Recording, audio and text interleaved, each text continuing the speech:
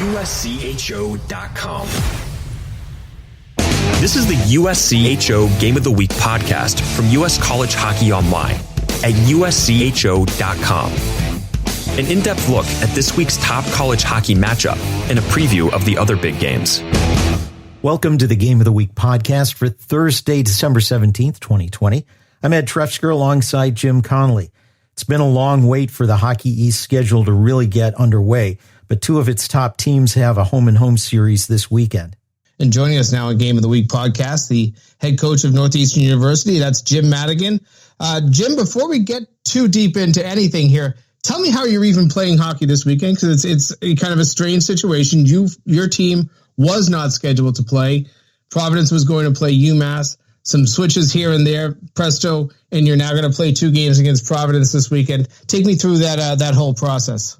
Yeah, no, absolutely, Jim. And I think the league and the athletic directors of all the schools have done a good job making sure with cancellations and, how we need to be flexible, that when there's an opportunity to play some games, you look to see how you can move some things around. So as you know, and many folks know, we paused there for 2 weeks, the Thanksgiving week, and then the week after that, which was December 4th and 5th, and then returned back to playing on the 11th. And because we missed 2 weekends, there was an opportunity. We had an off weekend this weekend coming up.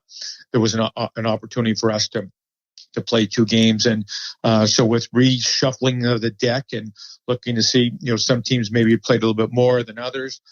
And we have to have that flexibility in all of us as we go through the rest of the season to be able to move some things around. So that's what happened. The league said, would you want to play this weekend? We said, of course. And we were initially, even with the weekend off, all teams want to get as many games as they can in all season long. So it worked out really well. And hopefully every other team that was scheduled to play, they got to play, and they just reshuffle the deck in terms of the opponents. Obviously, every coach across the country is kind of an unprecedented situation, but you mentioned the pause. You had to take a 2-week pause, and it came at a time when your school was just about to get underway with games. How much was there a frustration level for the players, and how much as a coach did you kind of have to maybe just have a different approach with your team to keep them mentally strong? Yeah, that was a difficult conversation. We had Jim had finished practicing on the Monday, getting ready to play Lowell. We had just started our week of prep. It was a good practice. The guys were all excited.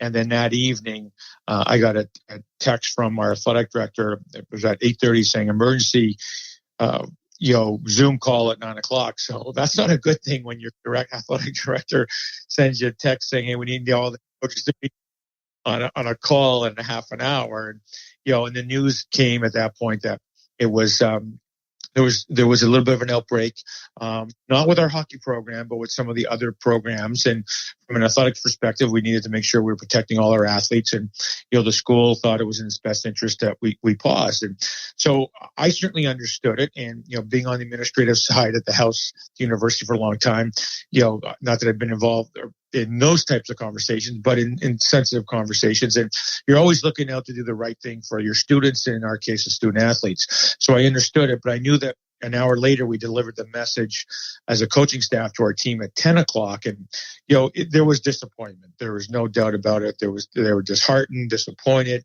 frustrated, absolutely, to the point where they thought they had done all the right things, which they did, and now they weren't getting rewarded, Jim, to being able to play for, the upcoming weekend. And, our team had not had any of the positive cases. So, as a coach, you feel for them. We had empathy for them. A day or two later, I had the opportunity with our leadership at the university, athletics administration leadership and the university leadership, to, walk through, where we were, and they wanted our great leadership wanted to know where our student athletes were, because they were concerned about them. And so we were able to return back to practice a little bit sooner. And then because, again, doing all the right things, we're able to return back to playing a week earlier, which was last weekend, because initially we weren't scheduled to play till this weekend. So, we lost 2 weekends, but, at the end of the day, the university did the right thing because they wanted to make sure the student athletes were protected. And as I said, I certainly understand why our student athletes were disappointed, frustrated. When we got to last week of playing, then it's almost like we forget all about what happened 2 weeks earlier, Jim. And now let's just keep this ball rolling because we enjoy playing so much. Let's keep going. And, now we're preparing this weekend for Providence. And there's a reason to enjoy playing. 14 goals in that first weekend, 6 of them coming on the power play. And, I guess maybe you got a little bit of extra time, more time than any student athlete and coach would ever want to practice the power play over the last 2 months. But that looked really sharp out of the gate. Just goal scoring in general. The offense was very strong last weekend in 2 wins over Merrimack. Well, thank you. Yeah. And, it was. And the power play, you said 6 goals and we scored another one was just a second after the power play expired. So in all essence, 7 of our 14 goals were on the power play. And, our program and you've seen some of the players last few years to know that we've had a good power play group the last 5-6 years and 6-7 years probably, and Coach Keefe has done a tremendous job with our power play unit. And when you've got guys like McDonough and Solo who were on it last year, and Solo for 3 years and now it's his 4th year, and Solo goes back to being on it with Gaudette and Davies and Stevens and Secura, so that's a pretty good group, and he's got experience with that group. And this group has the same amount of confidence that group did 4 years ago.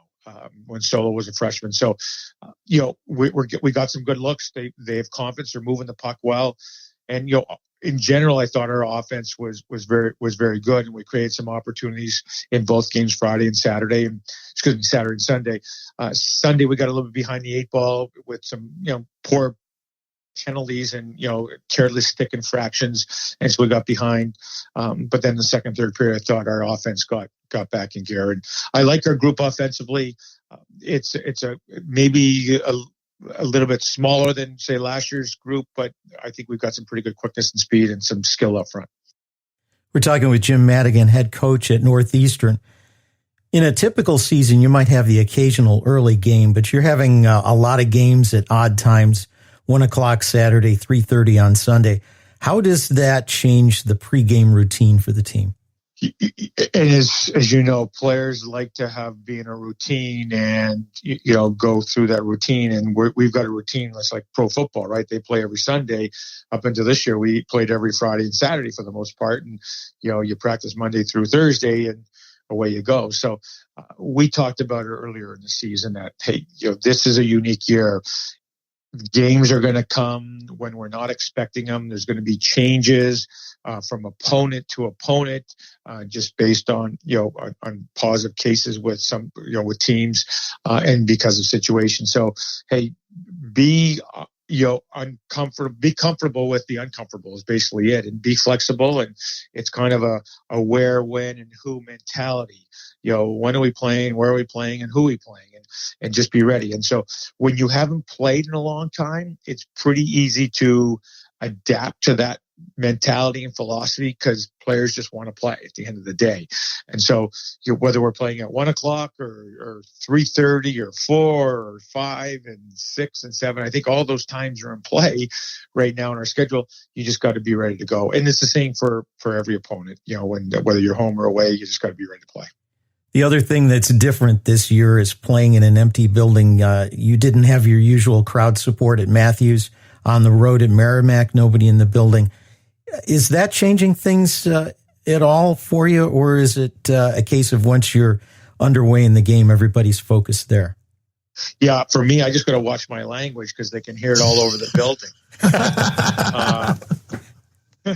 So there is a change, and early on, you notice it. You notice it from the pregame, and you notice it when you go out there to start the game, and the crowd's usually into it. And once the game settles in, then the players are just focused in on playing. Certainly, stoppage is in play. You're used to hearing some music and bands and whatnot. But at the end of the day, hey, the kids just want to play so much. And when you haven't played in 3 months, yeah, you notice it, but you just quickly put it aside and say, hey, you know what? It's the same for them. It is for us. At the end of the day, we're playing hockey. That's what we do. We're hockey players. We play hockey. We're passionate about playing. And so they just you just move on, not even thinking about it. And the same thing for us as a coaching staff. I mean, you're used to, the noise and used to that. And sometimes you can feed off the crowd, particularly if you're behind and the momentum. But it is what it. And as I said, our guys have been really sharp with just controlling what they can control and just focusing in at the job at hand. You will play Providence. We've mentioned that. Back-to-back games this weekend. Saturday at 1:00 start. Sunday at 3:30 start on the road. What have you noticed about this team? Looking at them on tape, I had a chance to call their game the other night on Nesson, and it seemed like when they're dynamic players like Tice Thompson score goals, they can be very good. Is that what you see when you look at them? Yeah, I mean they're very good, and they're balanced up front. They didn't lose many players, and obviously they lost Dugan, who was a hell of a player, and a big part of their offense. But they're very balanced up front. They have 4 lines that come at you, and as you know, Jim, they're heavy, they're strong, they finish every check out there. They pursue pucks. Their play away from the puck is very good in how they pursue you. And they've got a defensive core that is, led by Callahan, but again, a deep core with a lot of returning veterans back there. And so the unknown is the goaltender who has played, has had some experience in being part of a program and was at Providence last year, who we know is very good just from his USHL days. So it's a typical Providence team that plays hard, and it's going to be a low scoring game for the most part. You think it is, and they've done a lot of winning in their program the last few years, so they know how to win. Particularly the core that's there knows how to win. I think we've got the same thing because we've done a fair amount of winning over the last few years, and our core of players might not be as large as their core, but I think we both come into it knowing each other's strengths and weaknesses, and now you got to go out and execute, and the team that executes the best will come out on top.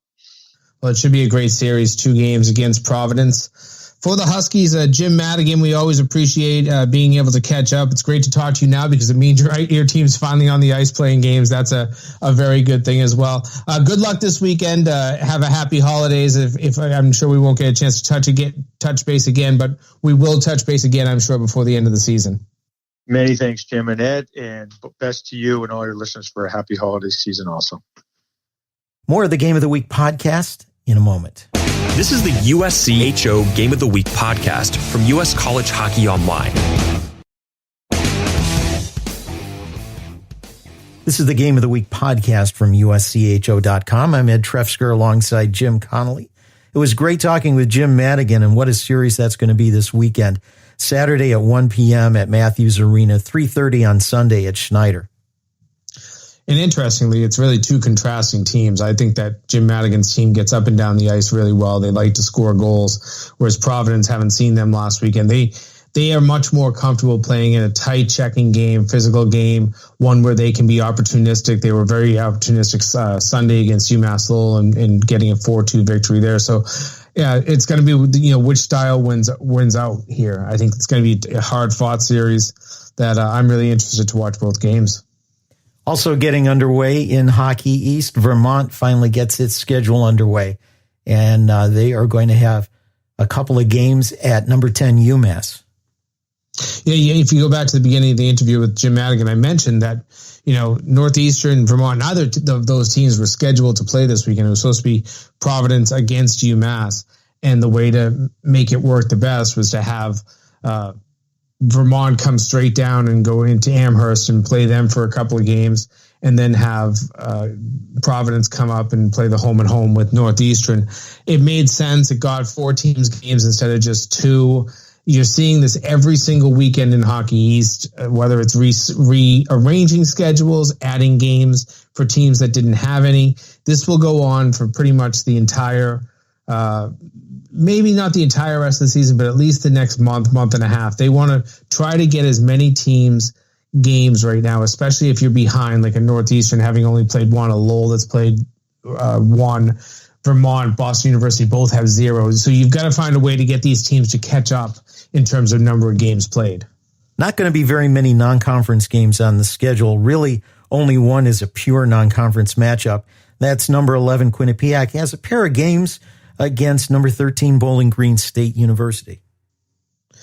And for Quinnipiac, they were another one of those teams that did not get going until recently. They played this past Monday and Tuesday night and got 2 wins against Sacred Heart. They late start to their program as well. They're in a league that, the ECAC only has 4 members still playing. Quinnipiac, if you know anything about Rand Pecknold, is that he wants to play as normal of a season as possible. That will obviously be challenged this year because, with 8 opponents in the ECAC not playing hockey, including most of his local rivals. So he's finding games any which way. And because of that, I look at his schedule. Like I said, it kicked off on December 14th. Between December 14th and December 27th, Quinnipiac will play 8 games. That's 8 games in 13 days. That is as NHL of a slate as you will get. It's more than most NHL teams will play. And this weekend against a nationally ranked team in Bowling Green, that should be a heck of a battle. Bowling Green making a long ride. I think you and I timed it, using MapQuest, somewhere around 9.5 to 10.5 hours all the way to Connecticut. So, it's good to see Quinnipiac getting going. It's been a long process, and you see all these ECAC teams just trying to fight for some games here and there.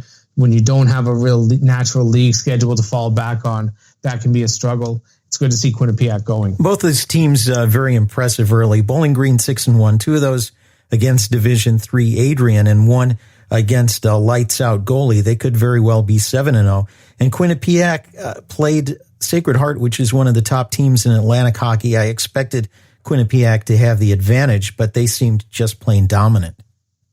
They did a 9-2 win on Monday. Credit to Sacred Heart, battled right back, fought tooth and nail, ended up losing in 3-on-3 overtime in game 2, a 2-1 loss. But I think, Quinnipiac, every year they seem to be competitive. Every year you might look at them and say, oh, they lost a lot and they're going to have a hole here and a hole there. Rand Pecknold knows how to fill his holes, and they do it. He does it better than probably most of the programs in the country, reloads and finds a way to always be competitive. Bemidji takes on WCHA rival Minnesota State at Minnesota State for 2. This is a non-conference matchup, but it's going to have the feel of bitter rivals for sure. Yeah, these two have had a lot of important games in recent years, and that's a big part of it. And Bemidji, they began the season nationally ranked. They've since fallen out, but they're still getting a lot of votes in the USCHO poll. This should be a good test for Minnesota State, a team that had a pretty long pause. They were off for at least 2, maybe even close to 3 weeks because of COVID. So they're just getting back and getting a few games under their belt. So won't be an easy series for either team, but should be that kind of traditional battle that they've been putting forth for the last 4, 5, 6 years. The other non-conference matchup, part of the scheduling plan for this year, Arizona State has a couple at Ohio State. And then, we've seen both from both of these teams. We've seen good play. We've seen solid play at times. We've seen the ability to score goals for Arizona State. We've seen the Ohio State defense be dominant the way that they like to play. But then we've seen both of these teams also have some real off nights. And Arizona State, they had a nice little streak going until they ran into Penn State last week. But, they have ability. It's going to be an up and down year, a really difficult year that we've talked about, playing all of their games on the road. And then, Ohio State, you look at them and, as they go with their goaltender, Tommy Napier, is usually how this team performs. And when they give him support and play well in front of him, this is usually a very good Ohio State team. But that's what you need night in, night out. Let's go to the NCHC. They've still got most of a week left in the NCHC pod, but a couple of games coming up this weekend of note. Number 3, Minnesota Duluth against number 4, North Dakota. North Dakota dropping out of number 1 after a couple of losses, a loss and a tie during that time for Minnesota Duluth, or probably both of them would have been contending for number 1. That's one matchup. The other one, number 8, Denver, and number 9, St. Cloud State. Plenty of great hockey still to be played in this bubble. And it just feels like every time certain combos get together, it's usually Duluth, Denver, St. Cloud, North Dakota. Maybe you can throw another one in there, but those 4 teams especially have been playing some really good hockey in the bubble. Maybe not totally consistent the whole way, and there's been some inconsistencies as I think we talked about earlier this week, it's just difficult when you're playing 3 or 4 games in a week to come out without blemishes. It's really hard. And you mentioned the Denver Duluth game. They played a really great game back on December 10th, about a week ago, a 2-2 tie that went to a shootout that UMD gets the only goal and it ends up getting the extra point in the NCHC standings. But these are heavyweight matchups every night. And I feel like, once this pod ends, I believe the teams get a little over a week or so, maybe even 2 weeks to kind of get themselves back together before their full slate of games. Yeah, I'm looking at it now. It looks like it's about 10, 11 days, depending on who you are. But you do have a bus ride back to your campus if you're not Omaha. So there's a need. There's going to be a need for some relaxation and maybe a few days off when this pod ends. It has been grueling to watch all of these teams go at it, and still plenty of hockey to be played. Turning to the Big Ten, one matchup, a pair of games in conference play. Michigan State is at number 16 Notre Dame for a pair. Jeff Jackson's Fighting Irish have been up and down a little bit, and Danton Cole's Michigan State squad looks to try to establish something this season. Yeah, I always look at this Michigan State team, and maybe they don't have the same pure blue chip talent as some of the other teams, but man, they play hard every night, and that's one thing. It's a good characteristic to have, and they're going to be a very tough opponent for Notre Dame. Notre Dame, like you said, up and down, but they put a few good games together here and there, and you know that they have the ability to win and be competitive in this league. Now it's just translating that night in, night out, and I think that's both of these teams really are trying to establish something, and that something is consistency. Another league matchup to take note of, mainly because of COVID protocol, is a single game on Sunday between Canisius and RIT. Canisius traveling to Rochester. That was supposed to be a 2-game home and home, Thursday in Buffalo and Saturday in Rochester, but Canisius only able to get back on the ice yesterday. They've had a long pause and had to cancel some weekends of games. Meanwhile, RIT has had 4 players out following protocol. And in an interview last Saturday, their head coach, Wayne Wilson, said all of those players had tested negative 5 consecutive times, yet still had to fill out the protocol and the isolation. Those players are going to want to be back out on the ice, and certainly the Golden Griffins will be.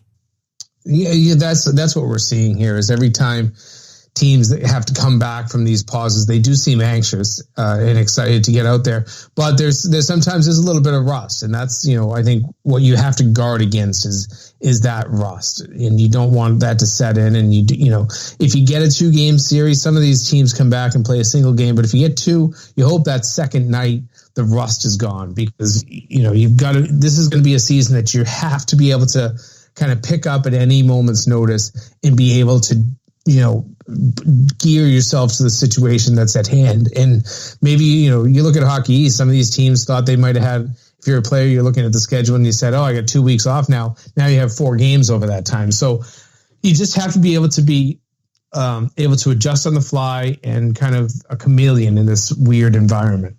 Well, that'll do it for Game of the Week for this week. I'm Ed Trefzger alongside Jim Connelly, and we'll catch you next time. This has been the USCHO Game of the Week podcast, a production of U.S. College Hockey Online. Visit USCHO.com/podcasts to listen or subscribe.